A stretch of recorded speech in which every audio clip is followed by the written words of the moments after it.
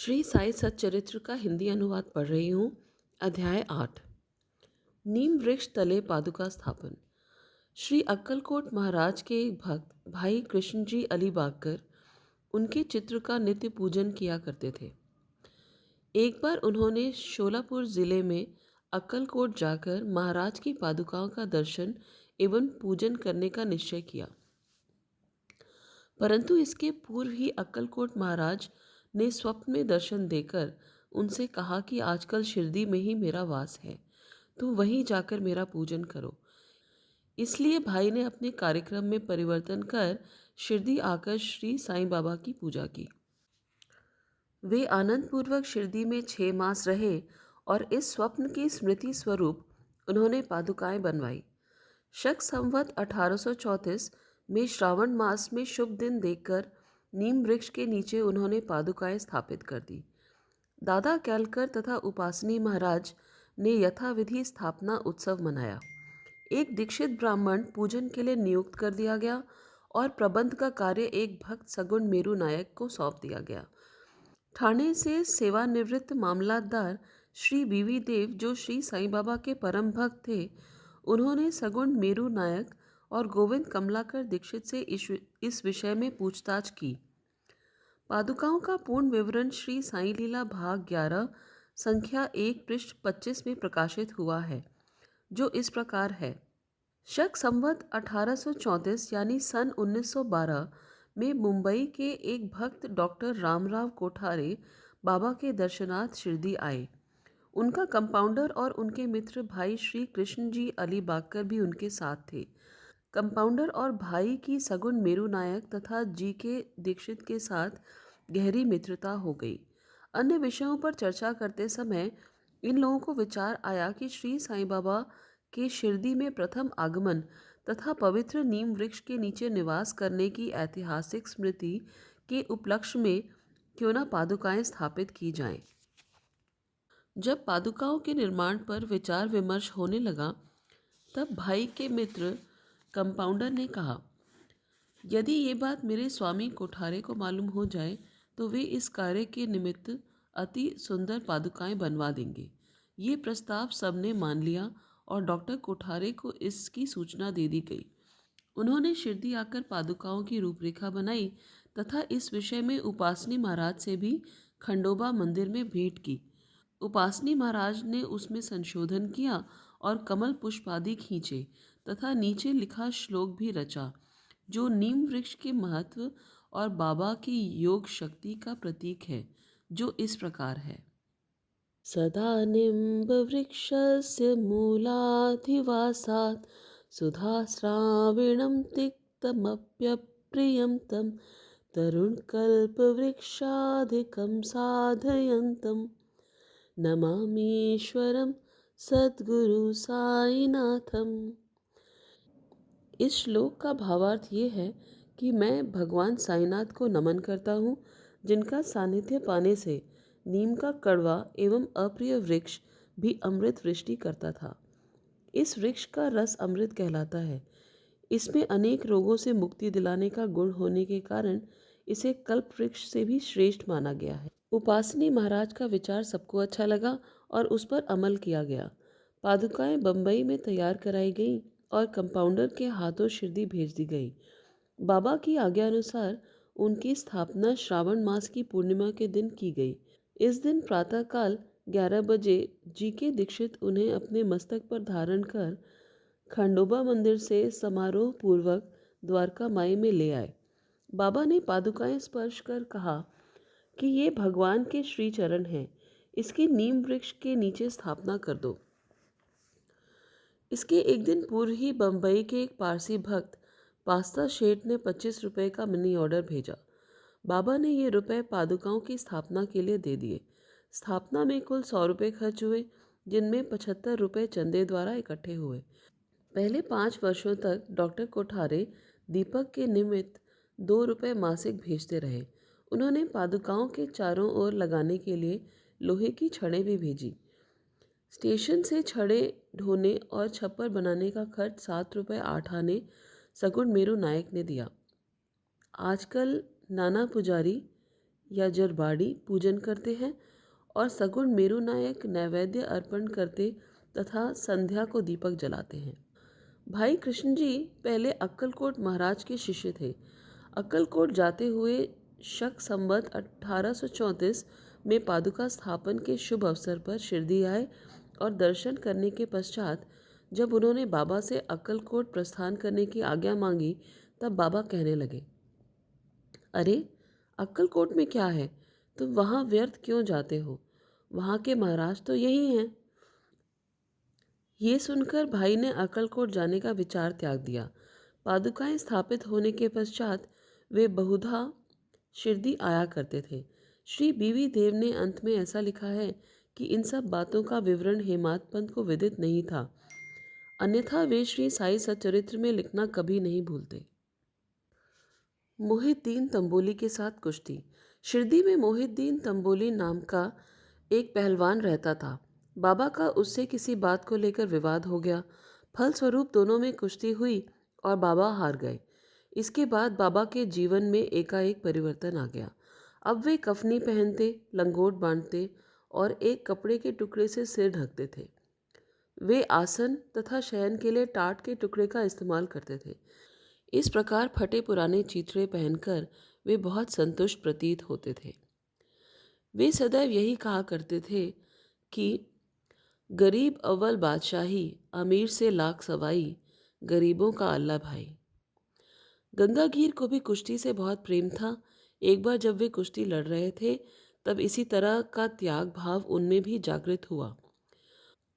उस समय उन्हें देववाणी सुनाई दी कि भगवान के साथ खेल में अपना शरीर लगा देना चाहिए। इसलिए वे संसार को त्याग कर आत्मानुभूति की दिशा में झुक गए। फिर पुणतांबे के निकट एक मठ बनाकर अपने शिष्यों के साथ रहने लगे। श्री साईं बाबा न लोगों से मिलते और न ही उनसे वार्तालाप करते थे। जब कोई उनसे कुछ पूछता तो वे केवल उतना ही उत्तर देते थे।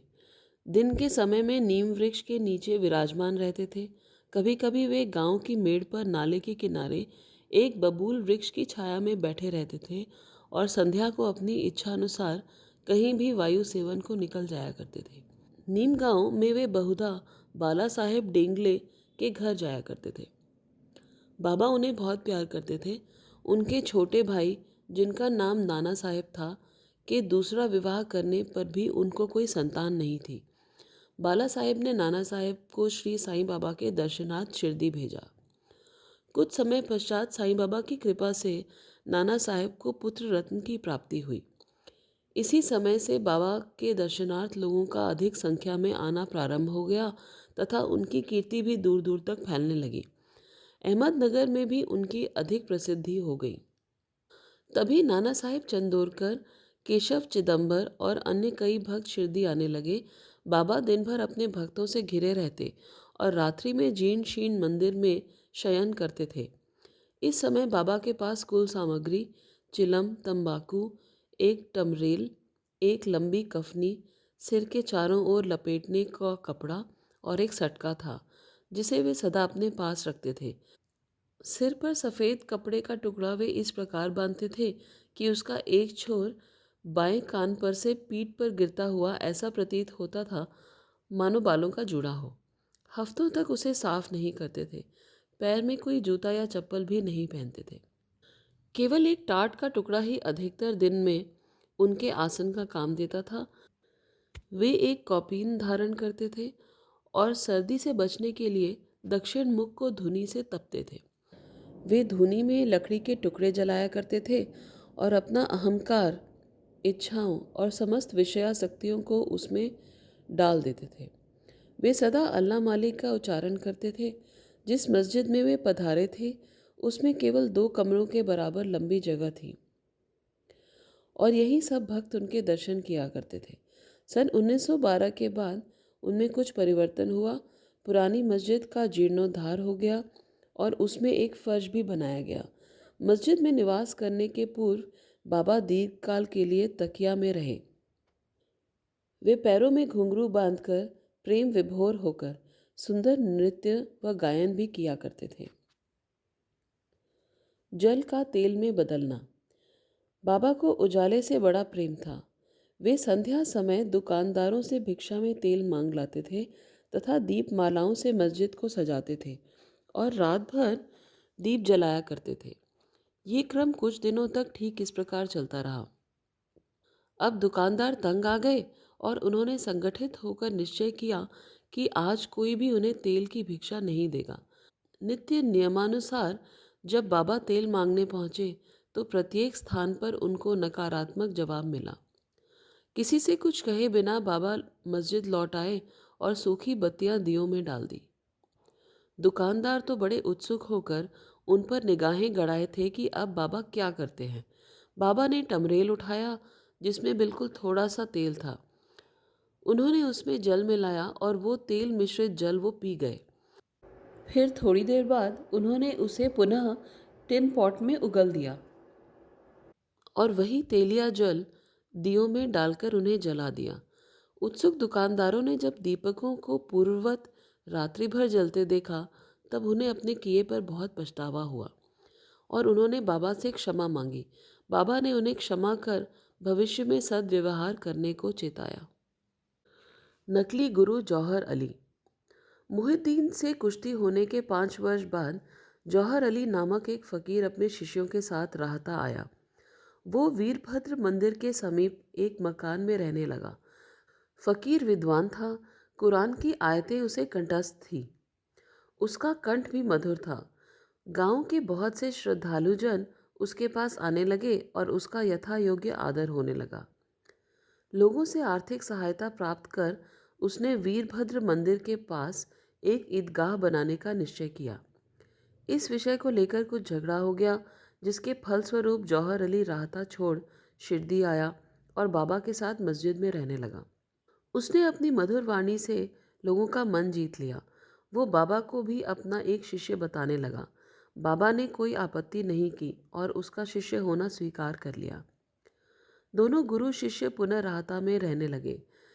गुरु शिष्य की योग्यता से अनजान था, लेकिन शिष्य गुरु के दोषों से पूर्णतः वाकिफ था। फिर भी शिष्य यानी कि बाबा ने कभी उनका अनादर नहीं किया और पूर्ण लगन से अपना कर्तव्य निभाते रहे और उसकी अनेक प्रकार से सेवा की। वे दोनों कभी कभी शिरडी भी आया करते थे, परंतु मुख्य निवास राहता में ही था। बाबा के प्रेमी भक्तों को उनका राहता में रहना अच्छा नहीं लगता था, इसलिए वे सब मिलकर बाबा को शिरडी वापस लाने के लिए गए। उन लोगों की ईदगाह के निकट बाबा से भेंट हुई और उन्होंने उन्हें अपने आगमन का कारण बताया। बाबा ने उन लोगों को समझाया कि फ़कीर के आने के पूर्व ही आप लोग शिरडी लौट जाएं। इस प्रकार वार्तालाप हो ही रहा था, तभी फ़कीर वहां आ पहुंचा। इस प्रकार शिष्य को वहां से ले जाने का प्रयत्न करते देख वो क्रोधित हो गया। कुछ वाद विवाद के पश्चात स्थिति बदल गई और अंत में ये निर्णय हुआ कि फ़कीर व शिष्य दोनों ही शिरडी में निवास करेंगे। इस तरह वे शिरडी में आकर रहने लगे। कुछ दिनों के बाद देवीदास ने गुरु की परीक्षा ली और उसमें कुछ कमी पाई। चांद पाटिल के रिश्तेदार की बारात के साथ जब बाबा शिरडी आए थे, उससे 12 वर्ष पहले देवीदास अनुमानतः 10-12 वर्ष की आयु में शिरडी आए थे और हनुमान मंदिर में रहते थे।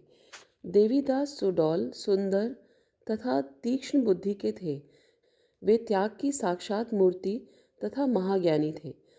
अनेक लोग जैसे तात्या कोते, काशीनाथ व अन्य लोग उन्हें अपने गुरु समान मानते थे। लोग जौहर अली को उनके सम्मुख लाए। विवाद में जौहर अली बुरी तरह पराजित हुआ और शिरडी छोड़कर वैजापुर भाग गया। वो कई वर्षों के बाद शिरडी आया और श्री साईं बाबा की चरण की वंदना की। उसका ये भ्रम कि वो स्वयं गुरु था और श्री साईं बाबा उसके शिष्य अब दूर हो चुका था। श्री साईं बाबा उसे गुरु जैसा ही आदर देते थे। उसका स्मरण कर उसे बड़ा पछतावा हुआ। इस तरह साईं बाबा ने प्रत्यक्ष आचरण से ये आदर्श स्थापित कर दिया कि हंकार यानी कि अहंकार से कैसे छुटकारा पाकर शिष्य के कर्तव्य का पालन कर कैसे आत्मानुभूति की ओर अग्रसर होना चाहिए। इस कथा का वर्णन मालसापति ने किया था। इस प्रकार अध्याय 8 का अंत हुआ। मेरा श्रोताओं से अनुरोध है कि आप कौन से शहर से इस ऑडियो को या चैनल को सुन रहे हैं, उस शहर का नाम आप कमेंट्स में डालें। मुझे बहुत खुशी होगी। जय साईनाथ।